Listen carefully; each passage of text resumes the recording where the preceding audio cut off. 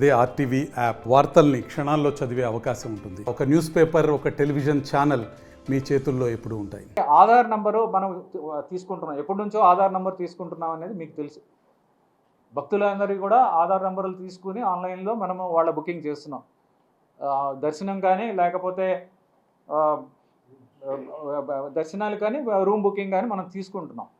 కానీ ఏంటంటే చాలా కేసులు చూసాం, ఆధార్ ఫేక్ ఆధార్స్, అంటే ఆధార్ నంబరు ఆధార్ డేటాబేస్లో ఉండదు, మనం వాళ్ళు ఇచ్చింది యాదృచ్ఛికంగా తీసుకుంటున్నాం.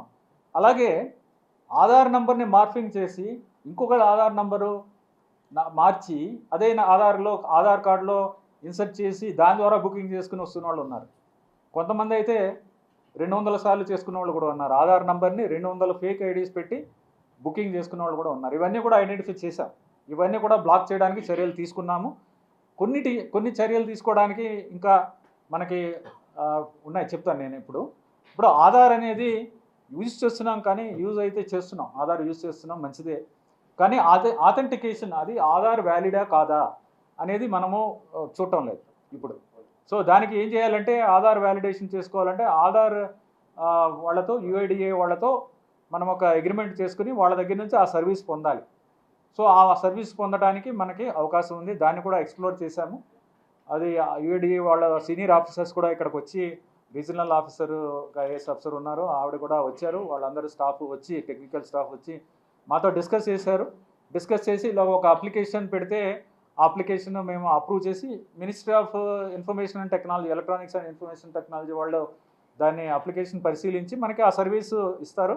ఆ సర్వీస్ ఇవ్వడం వలన ఎవరైతే ఆధారు నేమ్ ఇచ్చారో అది కరెక్టా కాదా, అది వ్యాలిడ్ ఆధారా కాదా అనేది వెరిఫై చేయడం జరుగుతుంది. ఆ వెరిఫికేషన్ ద్వారా చాలా వరకు ఈ ఆధార్ ఫ్రాడ్ అనేది చాలా వరకు తగ్గుతుంది. సో మోస్ట్ ప్రాబ్లీ వాళ్ళు 1 మంత్ ఇప్పుడు అప్లికేషన్ ఫుల్ ఫ్లెడ్జ్డ్గా ఇప్పుడు సబ్మిట్ చేయడం జరిగింది. నెలన్నరలో వాళ్ళు ఆ సర్వీస్ ప్రొవైడ్ చేస్తారని అనుకున్నాం. మేమైతే ఐటీ సైడ్ నుంచి మేమన్నీ కూడా రెడీగా పెట్టుకుని ఉన్నాం. ఐటీ సైడ్ నుంచి ఇవన్నీ కూడా యూజ్ చేసుకోవడానికి సిస్టమ్స్ అన్నీ రెడీగా ఉన్నాయి. ఆధార్ ఇచ్చినప్పుడు తప్పకుండా ఆధార్ కరెక్ట్గా ఉందా లేదా అనేది చూసుకుంటాం. దీనివల్ల చాలా వరకు తగ్గుతుంది. బట్ 100% ఫుల్ ప్రూఫ్ అని చెప్పలేము. 100% ఫుల్ ప్రూఫ్ చేయడం అంటే ఇప్పుడు ఎలా ఉంటుందంటే, వైరస్ యాంటీవైరస్లా ఉంటుంది. వైరస్లు వస్తూ ఉంటాయి, యాంటీవైరస్ చూసుకుంటూ ఉండాలి. ఇది కూడా అలాంటిదే. బ్రోకర్లు చేసేది కూడా మా సిస్టంలో ఉన్న లోపాలను కనుక్కుంటారు. బట్ లోపాలను కనుక్కున్నప్పుడు ఏదో ఎక్స్ప్లాయిట్ చేయడానికి ట్రై చేస్తారు. ఏ విధంగా ఎక్స్ప్లాయిట్ చేస్తున్నారని చూసుకుని దాన్ని ప్లగ్ చేయడం. ఇప్పుడున్న ఏంటంటే బేసిక్ ఇష్యూస్లో కూడా మనము దాన్ని ప్రివెంట్ చేయలేకపోయాం అనేది, అది నిజంగా చాలా ఆశ్చర్యంగా ఉంది, ఎందుకు చేయలేదు అనేది. దాని మీద కూడా చర్యలు తీసుకున్నాము. దాన్ని మేము కంప్లీట్గా ప్లగ్ చేయడానికి ఏదైతే అబ్జర్వ్ చేసామో వాటిని కంప్లీట్గా ప్లగ్ చేస్తామో. ఆధార్ ఒకటి, multiple use of mobile number ఒకటి, ఈమెయిల్ ఐడీస్ ఒకటి, అవన్నీ కూడా బ్లాక్ చేయడం జరిగింది. తర్వాత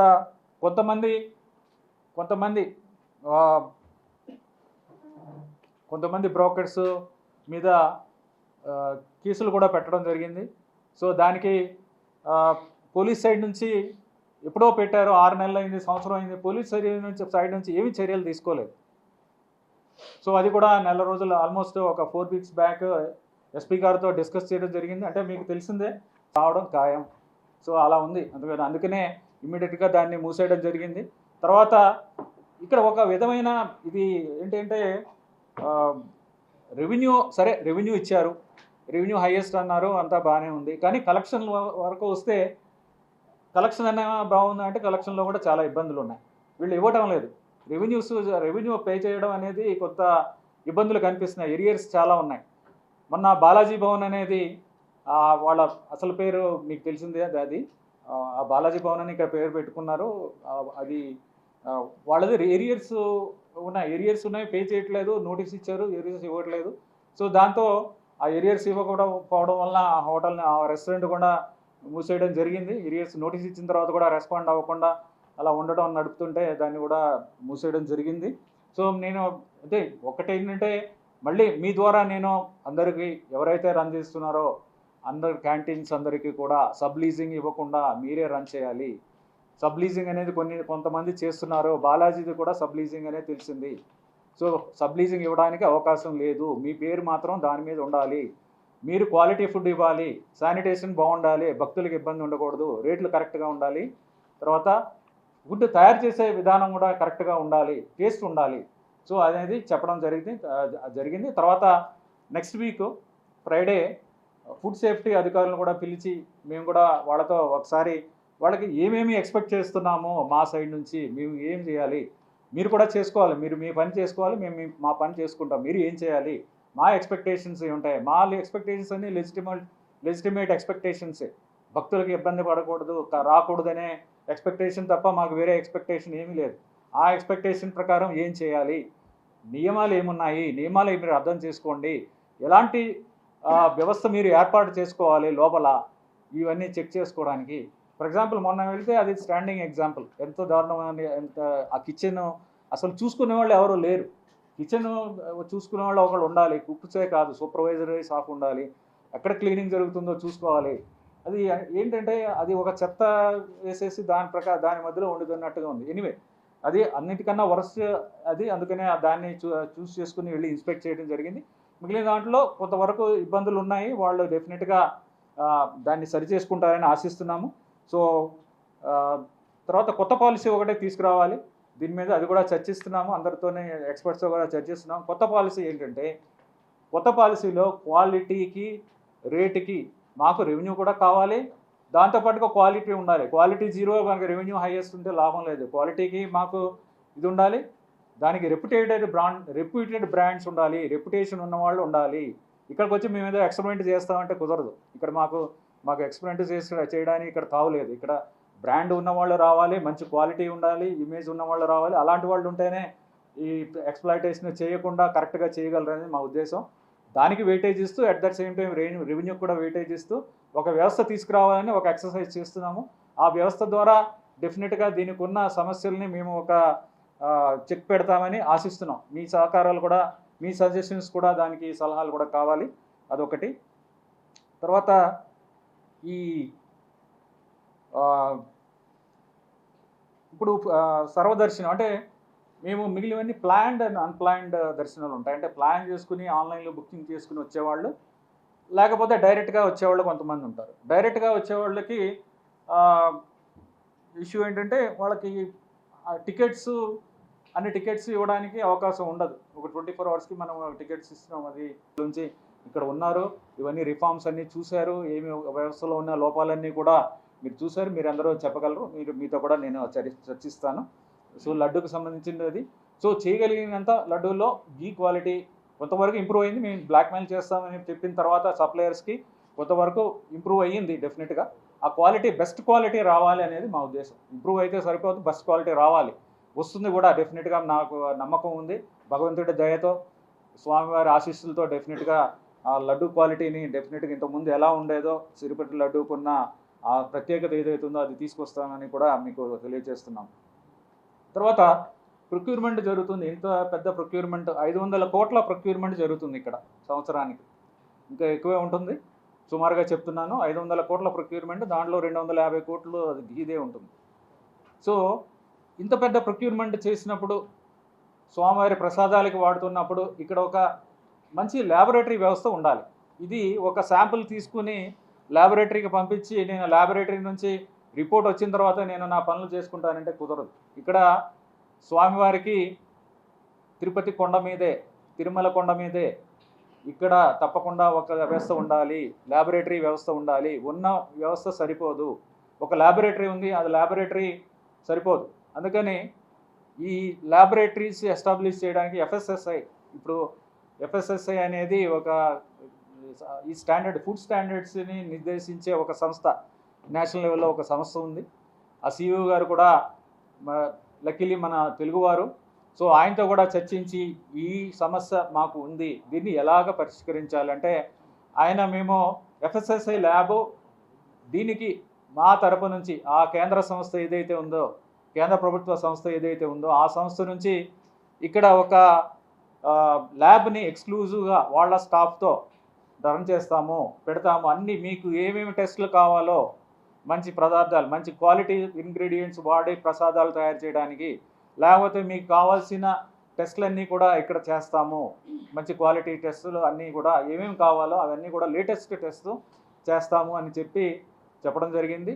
సో ఆ తర్వాత ఎఫ్ఎస్ఎస్ఐ వాళ్ళు కూడా state level state food safety వాళ్ళు కూడా ఒక మొబైల్ ఎఫ్ఎస్ఎస్ఐ ల్యాబ్ కూడా రీసెంట్గా దాన్ని ఒకటి పెట్టడం జరిగింది. దాంట్లో 80 రకాల టెస్టులు ఇక్కడ చేస్తాం. ఈ ఎఫ్ఎస్ఎస్ఐ ల్యాబ్ ద్వారా 80 రకాల టెస్టులు చేస్తాము. తర్వాత ఈ గీ టెస్టింగ్కి కొన్ని ముఖ్యమైన టెస్టులు చేయడానికి ఇక్కడ మరి ఎప్పుడో ఏర్పాటు చేయాల్సింది, మరి ఎందుకు చేయాలో తెలీదు. అంటే అడల్టరేషన్ లేకుండా ఉండాలంటే ఏమేమి టెస్టులు, లేని పదార్థాలు ఇస్తున్నారో లేదా చూసుకోవడానికి కావాల్సిన టెస్టులు ఏమైతే ఉన్నాయో అవన్నీ కూడా చేయడానికి ఇక్కడ చేయాల్సిన అవసరం ఉంది. దానికి కూడా చర్యలు తీసుకుంటున్నాము. ఎఫ్ఎస్ఎస్ఐ నుంచి కూడా వాళ్ళు టెస్టింగ్ ల్యాబ్స్ పెడతారు. దాంతోపాటుగా మనకున్న ల్యాబ్ ఉంది కాబట్టి మనం కూడా దాన్ని స్ట్రెంథన్ చేసుకోవడానికి కూడా అవకాశం ఉంది. అది కూడా చేస్తాము. తర్వాత ఐటమ్స్, క్వాలిటీ ఫుడ్ ఐటమ్స్ ఏవైతే ఉన్నాయో ఆహార పదార్థాలు మనం ప్రొక్యూర్ చేస్తున్నాము. వాటిని అన్నప్రసాదాల కోసం వాడుతున్నాము, స్వామివారికి ప్రసాదాలు తయారు చేయడానికి వాడుతున్నాము, లడ్డూలు తయారు చేయడానికి వాడుతున్నాము. వీటన్నిటికీ కూడా స్పెసిఫికేషన్స్ కూడా అబ్జర్వ్ చేస్తే ఎఫ్ఎస్ఎస్ఐ వాళ్ళతో కూడా ప్రిలిమినరీగా డిస్కస్ చేస్తే ఈ స్పెసిఫికేషన్స్ పాత ఎప్పుడో ఉన్న ఈ స్పెసిఫికేషన్స్ సరిపోవు, ఈ స్పెసిఫికేషన్స్ ఇంప్రూవ్ చేయాలి, ఈ స్పెసిఫికేషన్స్ ఇంప్రూవ్ చేసి దాని ప్రకారం కూడా టెస్టింగ్ స్టాండర్డ్స్ కూడా ఇంప్రూవ్ చేయాలి. అంటే మనం స్పెసిఫై చేసి దాన్ని టెస్టింగ్ చేయగలిగితేనే మనకు క్వాలిటీ వస్తుంది.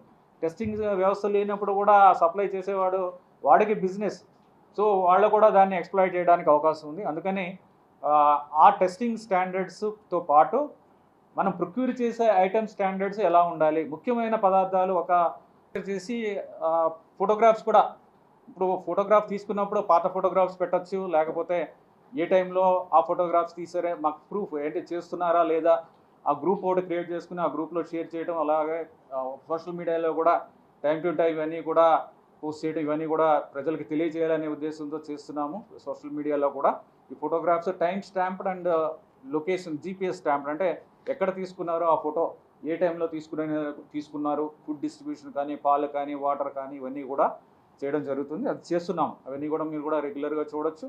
దీంట్లో కూడా ఏమన్నా మీ సలహాలు సూచనలు ఏమన్నా ఉంటే మాకు తెలియచేయండి. అంటే ఇంప్రూవ్ చేయాల్సింది ఇంకా ఉంది. నేను పర్ఫెక్ట్ కండిషన్కి వచ్చేసాము, ఇంకా ఫర్దర్గా చేయాల్సింది ఏమీ లేదు అని కాదు. ఇది కంటిన్యూస్ ఇంప్రూవ్మెంట్. మొదటి రోజు కన్నా చాలా ఇంప్రూవ్ అయ్యింది, ఇంకా ఇంప్రూవ్ చేయాల్సింది ఉంది. డెఫినెట్గా మీరు సజెషన్స్ ఇవ్వండి. ఎక్కడన్నా లోపం ఉంటే మాకు చెప్తే ఇమీడియట్గా దాన్ని సరి చేసుకుంటాం. తర్వాత క్యూ లైన్స్, దానికి ఇప్పుడు నారాయణగిరి కాంప్లెక్స్ దగ్గర ఆ షెడ్స్ పక్కన ఒక వేకెంట్ అంటే క్యూ లైన్ ఒకటి పోతుంది. అది దాన్ని కూడా ఒక వెయిటింగ్ ప్లేస్ కింద చేసుకుంటే ఎడిషనల్గా ఒక 5-6 వేల మంది అక్కడ ఉండడానికి అవకాశం ఉంది, అక్కడ కూర్చోవడానికి అవకాశం ఉంది వెయిటింగ్ పీరియడ్లో. అది కూడా రెడీ చేసాము. అది కూడా ఎక్కువగా వచ్చినప్పుడు, క్రౌడ్ ఎక్కువైనప్పుడు, మనకి ఎక్కువగా భక్తులు వచ్చినప్పుడు నంబరు సర్వదర్శనాని కోసం వాళ్ళందరినీ కూడా మనము దాంట్లో వెయిట్ చేయించడానికి అవకాశం ఉంటుంది. తద్వారా వాళ్ళు ఎక్కువగా లైన్లో నుంచుని ఇబ్బంది పడే అవసరం లేకుండా చేయాలనేది మా ఉద్దేశం. అదొకటి ఇంపార్టెంట్ విషయం. తర్వాత అన్నప్రసాదం కాంప్లెక్స్ ఉంది, తరిగొండ వెంగమాంబ అన్నప్రసాదం కాంప్లెక్స్ ఏదైతే ఉందో, అన్నప్రసాదం కాంప్లెక్స్లో రోజు మొత్తం మీద మనకి రోజుకి 2 లక్షల మందికి, అంటే బ్రేక్ఫాస్ట్, డిన్నరు, లంచ్ మొత్తం 3 కలిపి సుమారుగా 2 లక్షల మందికి ఇస్తాము. అంటే over a period of time ఇది నంబర్ పెరిగింది. అంటే ఇనీషియల్గా ఒక 15 years బ్యాక్, 20 years బ్యాక్ 2000 నుంచి ఈ నెంబర్కి వచ్చింది. సో అందరికి కూడా చేయడం అనేది చాలా పెద్ద స్కేల్. ఎక్కడ కూడా చాలా తక్కువ ప్రాంతాల్లో మాత్రమే ఇలాంటి స్కేల్లో ఇంతమందికి చేయడం జరుగుతుంది. కానీ దీంట్లో ఏంటంటే మొదటి రోజు వెళ్ళి నేను కూడా స్వయంగా భోజనం చేసినప్పుడు దాంట్లో కూడా చాలా ఇష్యూస్ కనిపించాయి. అంటే మొదటిగా క్వాలిటీ ఫుడ్, రైస్ క్వాలిటీ కానీ, అంటే అన్నం వండటంలో కానీ అన్నం క్వాలిటీ కానీ, లేకపోతే సాంబారు, లేకపోతే కూరలు, తర్వాత ఇచ్చే మజ్జిగ, తర్వాత స్వీట్ అనేది అది కూడా ఆ క్వాలిటీలో కూడా లోపాలు గ్రహించాము. తర్వాత అధికారులతో చర్చిస్తే ఆ ఇన్ఛార్జ్ అధికారులు, డిప్యూటీ ఈఓస్ అందరితో కూడా, స్టాఫ్ అందరితో, కుక్స్తో చర్చిస్తే అందరూ కూడా కొన్ని ఇష్యూస్ చెప్పారు. అంటే క్వాలిటీ ఆఫ్ రా మెటీరియల్ ఏదైతే వస్తుందో అదొకటి. బెల్లం అనేది అప్పటికే 15 రోజుల నుంచి నెల రోజుల దాకా నుంచి ముందు బెల్లం రావడం లేదు, చక్కెర పొంగలి చేయడానికి వీలు పట్టడం లేదు. అందుకని ఏదో ఆల్టర్నేట్గా సంథింగ్ ఏదో ఒకటి చేసి ఇచ్చేస్తున్నాము అనేది ఒకటి. మజ్జిగ అనేది పుల్లగా ఉంది, బాగా పుల్లగా ఉంది. ఎందుకు అంటే అది ఓకే. దాని పుల్లగా ఉండడానికి ఏంటంటే మధ్య పొరిగి తోడు పెట్టుకున్న తర్వాత తోడు పెట్టాక అది ఎక్కువ టైం ఉంటే అది ఎలాగో పుల్లగా అవుతుంది. సో అది కూడా దాని మీద ఏం చేస్తే బాగుంటుంది అనేది కూడా ఆలోచించి దాన్ని కరెక్ట్ టైంకి తోడు పెట్టుకోవడం అది చేయడం ఇలాగా అన్ని విషయాల్లోని చూసి quality of the raw material అంటే రైస్ క్వాలిటీ అప్పుడప్పుడు మంచి క్వాలిటీ రైస్ రావడం లేదు. రాకపోతే ప్రొక్యూర్మెంట్ వాళ్ళతో కూడా చర్చించి రైస్ క్వాలిటీ ఇంప్రూవ్ చేయడానికి ఏం చేయాలి, ఎందుకు రావడం లేదు, స్పెసిఫికేషన్ ప్రకారం ఎందుకు రావడం లేదు, స్టాండర్డ్ లేనప్పుడు సబ్స్టాండర్డ్ ఫుడ్ ఐటమ్స్ వచ్చినప్పుడు ఎందుకు యాక్సెప్ట్ చేయాలని చెప్పి వాళ్ళకి సప్లయర్స్ కూడా చెప్పి అది కూడా ఇంప్రూవ్ చేయడం జరిగింది.